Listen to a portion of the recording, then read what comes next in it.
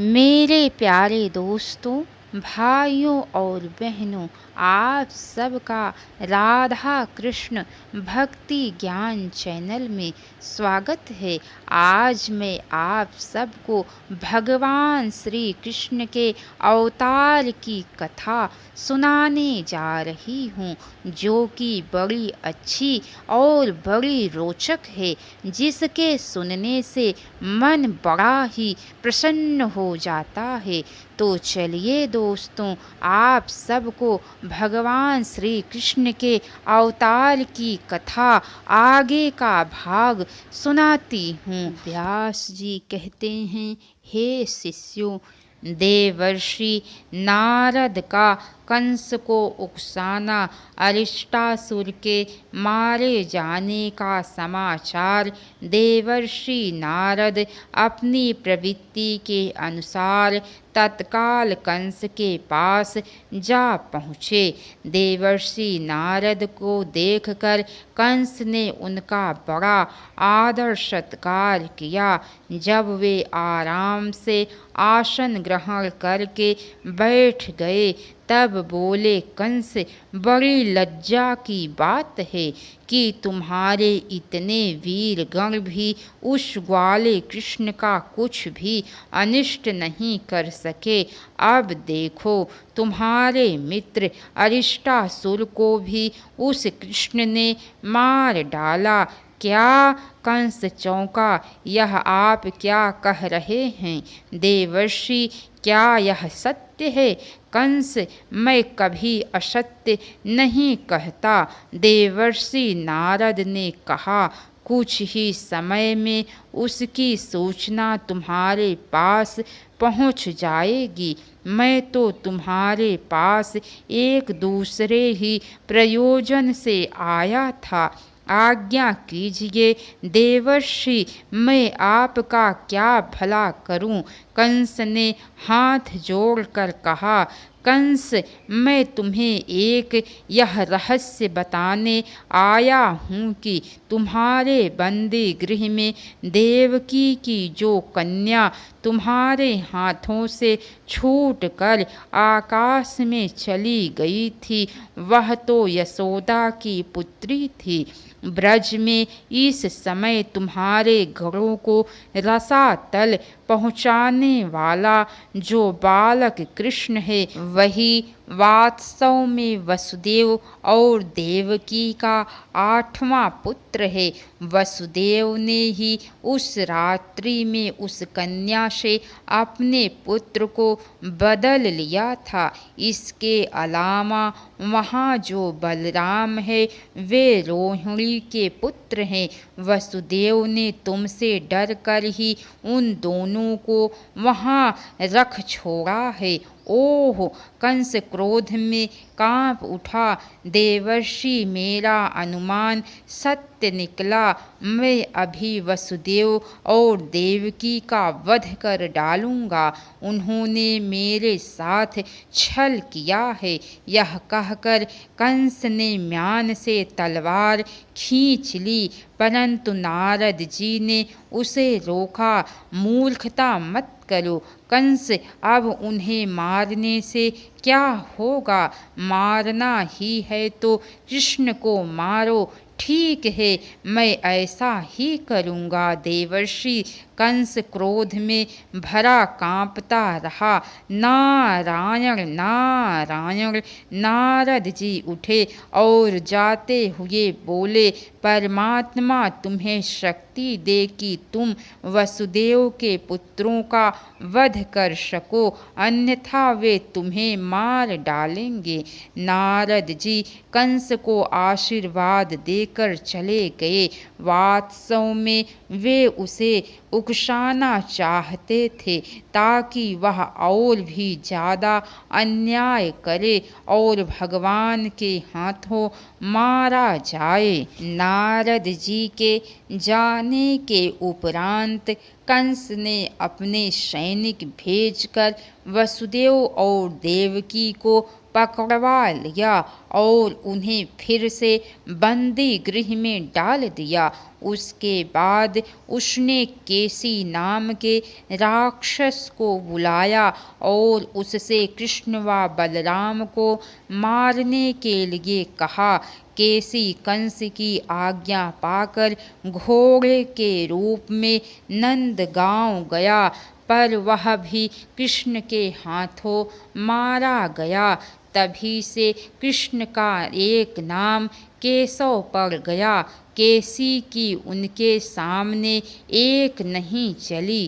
केसी के मारे जाने का समाचार सुनकर कंस बौखला गया। उसने अपने चारूण, मुष्टिक, सल, तोशल आदि पहलवानों को अपने पास बुलाया और उसने कहा, वीर वर चारूण और मुष्टिक, तुम मेरी शक्ति हो। मुझे तुम्हारी वीरता पर गर्व है। तुम लोग ध्यान से मेरी बात सुनो। वसुदेव के दो पुत्र कृष्ण और बलराम नंदगांव में नंद बाबा के यहाँ रहकर पल रहे हैं। कृष्ण के हाथों ही मेरी मृत्यु बताई जाती है।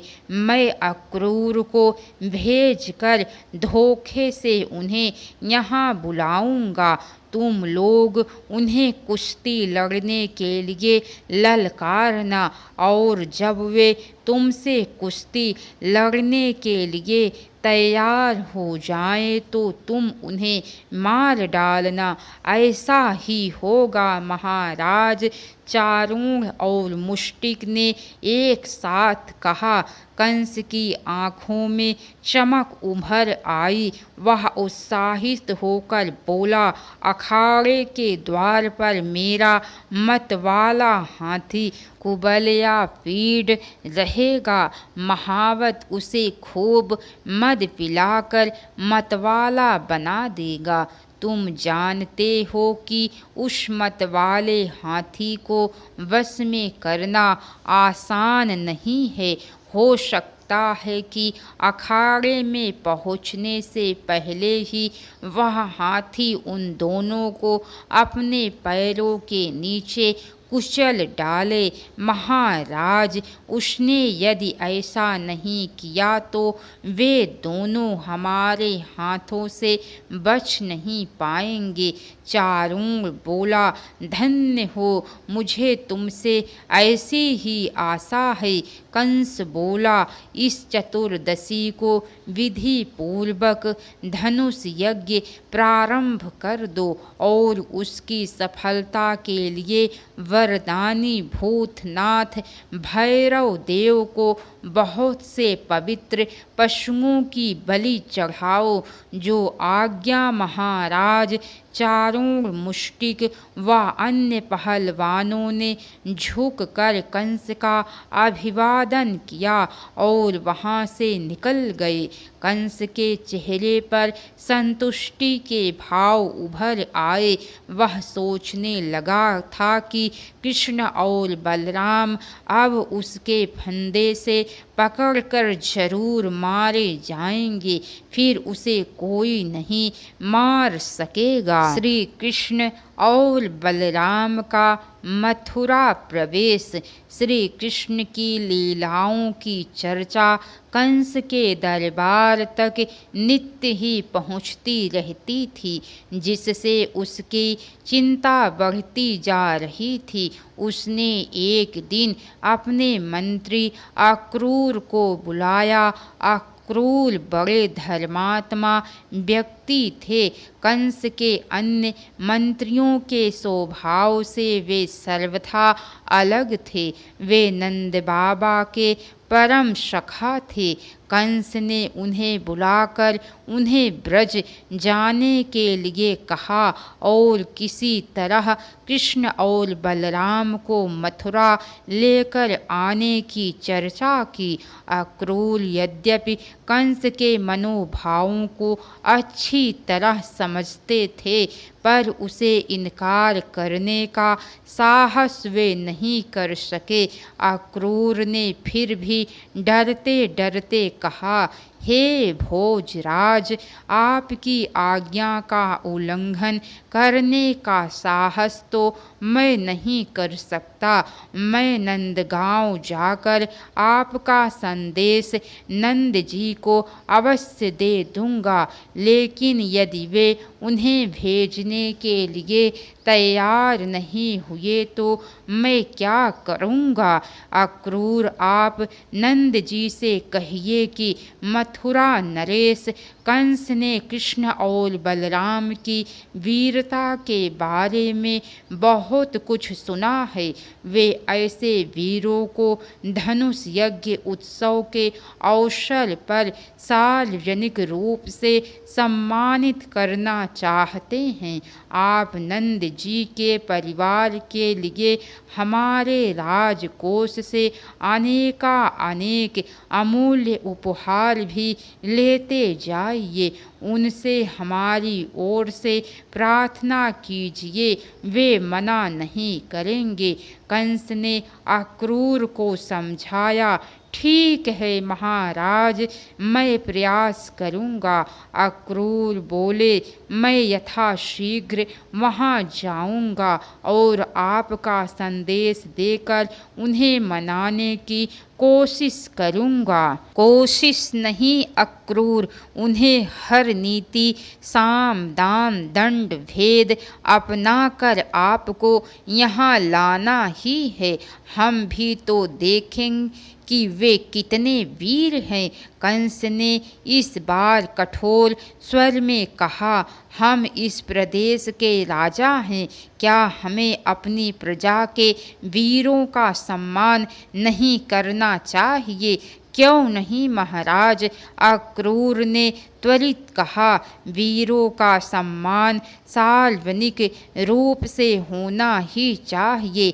धनुष यज्ञ के अवसर पर उन दोनों वीरों का सम्मान इस राज्य के हित में ही होगा। ठीक कहा आपने। अक्रूर कंस उत्साहित होकर बोला, आप राजकोष अधिकारी से बहुमूल्य उपहार ग्रहण कर ले और यथाशीघ्र जाने की व्यवस्था करे।